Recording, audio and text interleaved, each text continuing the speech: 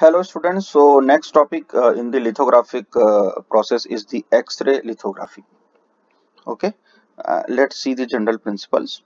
X-ray lithography is an extension of optical proximity printing in which the exposing wavelength is in the 4 to 50 angstrom range.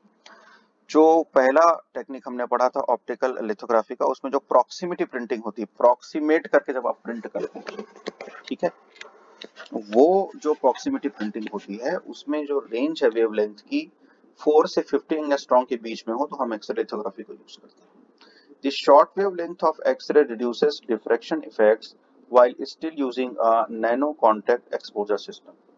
अब आपको पता है जब आप एक बीम को फोकस कराने की कोशिश कर रहे हैं तो डिफ्रैक्शन भी हो सकता है। तो डिफ्रैक्शन को अवॉइड करता है एक्सरे, जो है उसको रिड्यूस कर देता है, और nano contact exposure system possible होता है X-ray lithography. Because X-ray optical elements are not yet available, X-ray lithography is limited to shadow printing। हो गया इसका डिसएडवांटेज, क्योंकि इतना ज्यादा अवेलेबल नहीं है, अबंडेंस नहीं है इसका, तो हम सिर्फ शैडो प्रिंटिंग में इसको यूज करते हैं। An X-ray lithography system is illustrated in the figure 17, next page में देखेंगे। इन दिस सिस्टम एक 25 किलोवाट वोल्ट का और 4 से 6 kilowatt X-ray lithography system, sorry, electron beam generated by a ring electron gun is focused on a water cooled PD target. Okay, as a result 4.37 angstrom x-rays are emitted and pass through a beryllium window into a exposure chamber filled with helium। तो helium से वो chamber field रहेगा, beryllium window रहेगी। आपको जो है focus रखना है कितने सिस्टम के साथ, 25 किलो वोल्ट का और 4 टू 6 किलो वाट का आपका सिस्टम है इलेक्ट्रॉन गन का, और 4.37 एंगस्ट्रॉम आपका कहना चाहिए फोकस का स्ट्रेंथ है, उसका कहना चाहिए बीम के फोकस का, है ना। So a mask with x-ray absorbing patterns and a wafer coated with an X-ray sensitive resist are mounted on a movable stage that contains a vacuum chuck to hold the wafer flat. The mask and wafer are separated by about 40 micrometer. After the mask is aligned with the wafer, the stage is moved into the exposure position where the X-rays cast a shadow of the mask patterns onto the X-ray resist। ठीक है, तो ये process हो गया किस तरीके से उसका होता है process, basic process. The full wafer is exposed in about 1 minute, 1 minute का टाइम लगता है पूरे वेफर को एक्सपोज करने के लिए। The primary reason for developing X-ray lithography is the possibility of achieving high resolution and high throughput at the same time. पिछले lecture में हमने क्या देखा कि जब हम फीचर बढ़ाने की कोशिश करते हैं, रिजोल्यूशन बढ़ाने की कोशिश करते हैं, तो थ्रूपुट कम हो जाता है। तो इस ट्रेड ऑफ को एड्रेस करने के लिए एक्सरे लिथोग्राफी को अडॉप्ट किया गया है।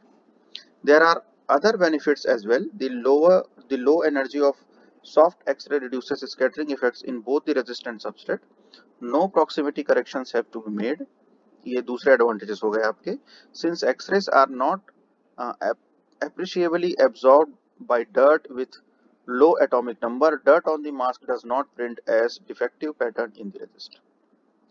And finally, because of the low absorption in X-ray resists, a thick resist can be uniformly exposed throughout the entire thickness, resulting in straight-walled resist images exactly replicating the mask patterns। तो इस तरीके से ये काम होता है जब हम एक्सरे लिथोग्राफी की बात करते हैं। Geometrical effects, however, can limit the resolution of X-ray lithography. And just a minute.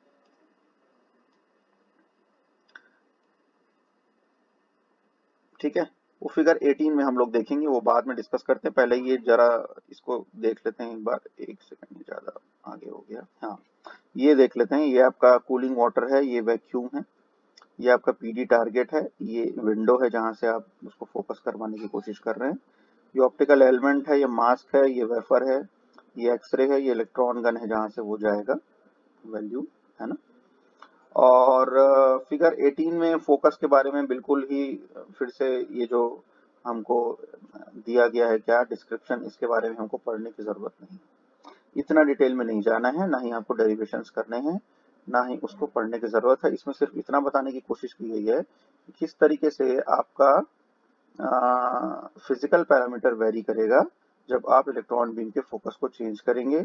या कहना चाहिए एक्सपोजर जो होगा वो जब चेंज होगा, कितने एंगस्ट्रॉम की इंटेंसिटी पे चेंज होगा, क्या उसमें डायमेंशंस होंगे आपके लिथोग्राफिक प्रोसेस के, उसके अकॉर्डिंग आप ये सारे डायमेंशंस को, फिजिकल डायमेंशंस को स्टडी करते हैं, but we are not going to study that.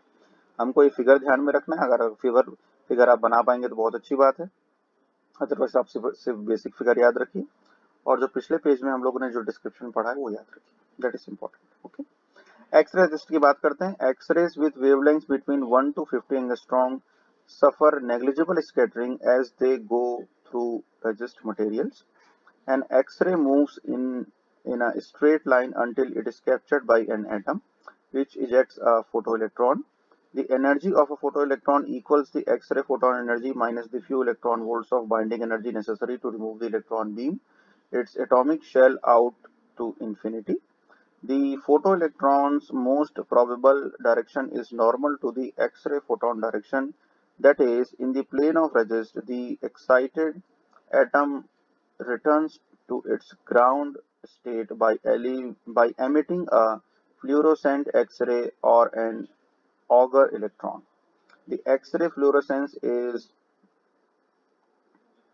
absorbed by uh, another atom, and the process repeats since all the processes end with the emission of electrons. X-ray absorptions in the resist material can be thought of as releasing a swarm of secondary electrons. These electrons expose the resist by either including chain scission or cross linking, जैसे हम लोगों ने पिछले वाले में भी देखा है। Depending on the type of resist, all E beam resist are also X-ray resist. जो पिछला आपने ई बीम रेजिस्ट पढ़ा है ना, क्रॉस लिंकिंग वाला और पॉलीमर वाला, उसी को ही आपको यहाँ पे एक्सप्लेन कर देना, ठीक है। अलग से एक्सरे रेजिस्ट पढ़ के उसको याद रखने की कोई जरूरत नहीं है, जो पिछला वाला टॉपिक है उसी को यहाँ पे आप एक्सप्लेन कर दीजिए, otherwise this paragraph is sufficient to explain the X-ray resist. हमको टू द पॉइंट चीजें याद रखनी है, बहुत ज्यादा डिटेलिंग में हमको चीजें याद रखने की जरूरत नहीं, ठीक है। प्रॉपर्टीज ऑफ एक्सरे रेजिस्ट इतना डिटेल में हम जाएंगे नहीं, ठीक। इसमें क्या बताया गया है, प्लाज्मा डेवलप्ड एक्सरे रेजिस्ट के बारे में बताया गया है, ठीक। तो किस तरीके से होता है, ये आपका सबस्ट्रेट है, इसको एक्सपोज किया, ये वैक्यूम बैग है, फिक्सिंग हुई प्लाज्मा, O2 प्लाज्मा, यहाँ पे ये एमो लेयर और ये डेवलपमेंट, ठीक है। Otherwise there is no need to study these things also. X-ray mask, जो एक्सरे मास्क है वो consist of a pattern metal X-ray absorber on a thin membrane that transmit X-rays. The thickness of the absorbing material is determined by the X-ray wavelength of interest. अच्छा, okay. The absorption coefficient of the material and the contrast required by the resist to form an image. तो इतनी सारी चीजें x ray mask define कर देता है। Absorbing material कौन सा होगा, कितने वेवलेंथ का होगा, कौन सा कितना कोफिशिएंट चाहिए उसका, कितना कंट्रास्ट रिक्वायर्ड, सब। Gold is currently the most widely used absorbing material. Gold को हम लोग ज्यादा यूज कर रहे हैं currently as an absorbing material, ठीक है। The mask problems are usually generated using E-beam lithography combined with dry etching techniques to maintain high resolution and good feature size control. Vertical walls are required on the absorbing gold pattern. These properties are most easily achieved with thin gold, which can be used at the longer exposure wavelength.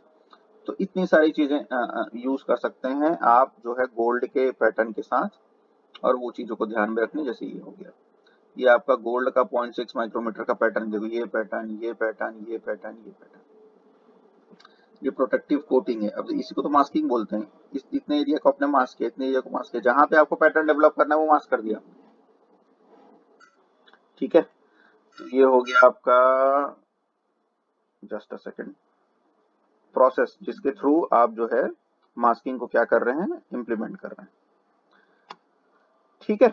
उसके बाद हम लोग आगे चलते हैं। अब इतना detail में इसको और नहीं पढ़ेंगे, सिर्फ इतना ध्यान रख लेंगे। हाँ, ये ध्यान रखिए कि कौन कौन से मेम्ब्रेन मटेरियल हम लोग यूज करेंगे। जो मेम्ब्रेन में यूज होगा वो है सिलिकॉन कार्बाइड है, सिलिकॉन नाइट्राइड है, एल्यूमिनियम ऑक्साइड है, ये सारी चीजें हम लोग यूज करने वाले हैं। कौन से मेम्ब्रेन में जो फॉर्म करता है मास्क के सबरेट को must be highly transparent to x-ray so that the exposure times are minimized. It should be dimensionally stable, rugged enough to handle the frequently in production use, and if optical alignment techniques are to be used, transparent to visible light. तो इतनी सारी चीजें उस transparent उस membrane में होनी चाहिए। X ray का सोर्स क्या होगा आगे नहीं पढ़ेंगे, ये इतना, ये दोनों paragraph is sufficient for this है ना। फिगर 21 में और स्ट्रक्चर क्या है, ये सब क्या है, ये स्ट्रक्चर की बात कर रहा है, ये जो फिगर 21 है, आप चाहे तो इसको पढ़ भी सकते हैं, कोई इसमें दिक्कत वाली बात नहीं, ठीक है। तो एक्सरे का सोर्स क्या होगा, the simplest X-ray source is X-ray tube.